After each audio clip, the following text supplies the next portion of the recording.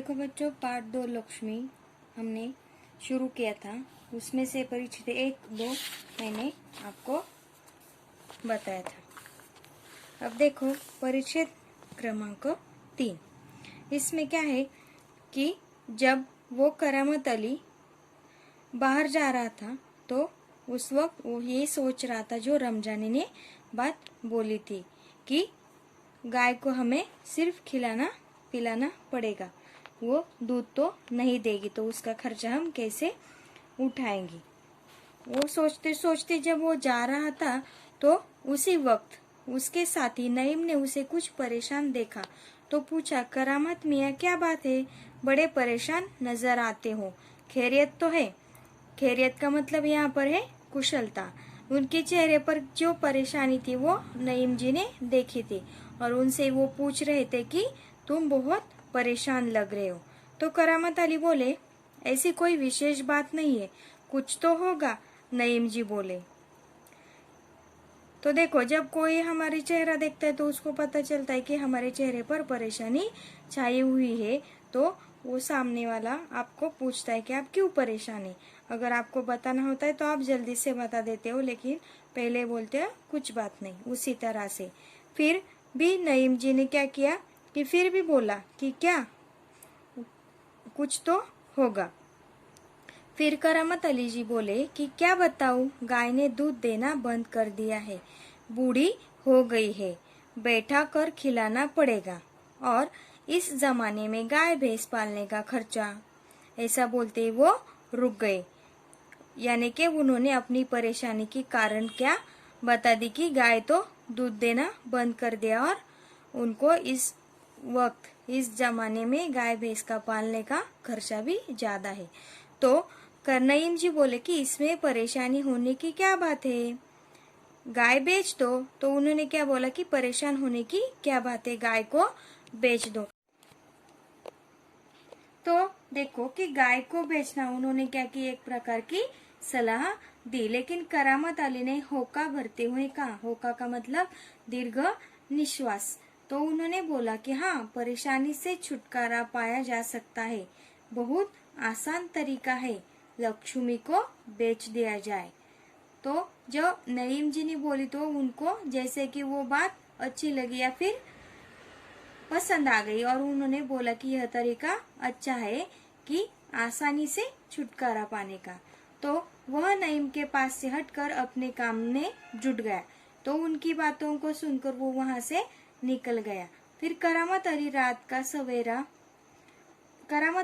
का गया सवेरे कारखाने से घर लौटा।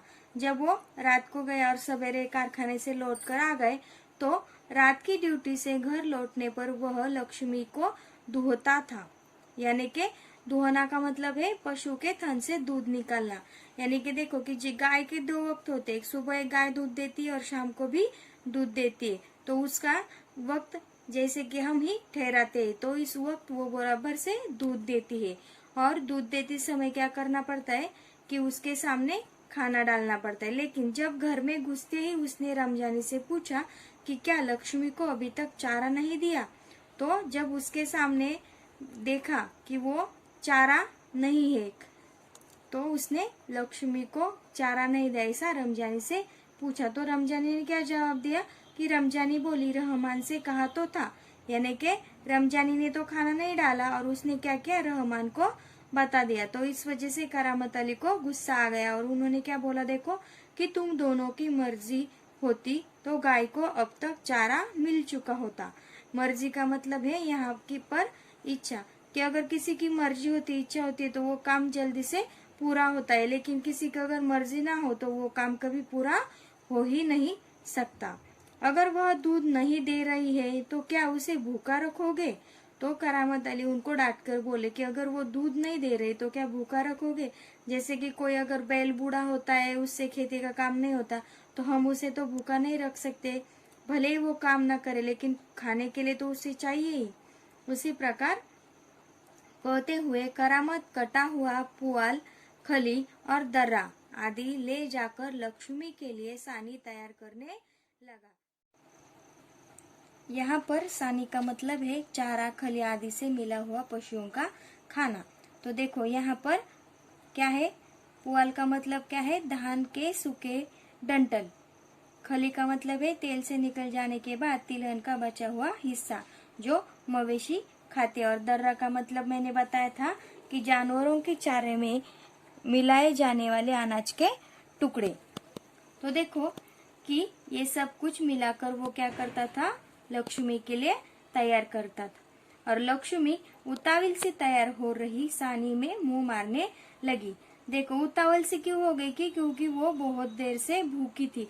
जैसे हम इंसान भी क्या करते हैं, अगर भूखे होते तो हम क्या करते हैं, खाने को जल्दी जल्दी खा लेते हैं और उतावल से हो जाते हैं। उसी प्रकार गाय को सानी देकर करामत अली उसकी पीठ देखने लगा। रोगन ने अच्छा काम किया था, दाग कुछ हल्के पड़ गए थे। यानी कि सानी का ध्यान उसने क्या किया, सॉरी लक्ष्मी का ध्यान उसने क्या किया, सानी में जाने के बाद उसके पीठ को देख लिया और वहां पर जो रोगन लगा था वहां से क्या हुआ, दाग कुछ हल्के पड़ गए थे। यानी कि उसके जख्म अब भरने लगे थे। 10-15 दिनों से यूं ही चल रहा था। एक दिन जब करामत अली ने पुआल लाने के लिए रमजानी से पैसे मांगे तो वह बोली, मैं कहाँ से पैसे दूं? पहले तो दूध की बिक्री के पैसे मेरे पास जमा रहते थे, उनमें से दे देती थी, अब कहाँ से दूं? यानी कि पहले का जो खाना था लक्ष्मी का तो वो खत्म होने वाला था। इस वजह से रमजानी को उसने पैसे मांगे। तो रमजानी क्या बोली कि दूध की बिक्री से पैसे आते थे, अब मैं पैसे कहाँ से दूं? लेकिन उसने क्या किया कि लो यह राशन के लिए कुछ रुपए रखे थे। कहते हुए रमजानी ने संदूक जी में से 20 का एक नोट निकाल कर उसे थमाते हुए कहा, इससे लक्ष्मी का राशन ले आओ।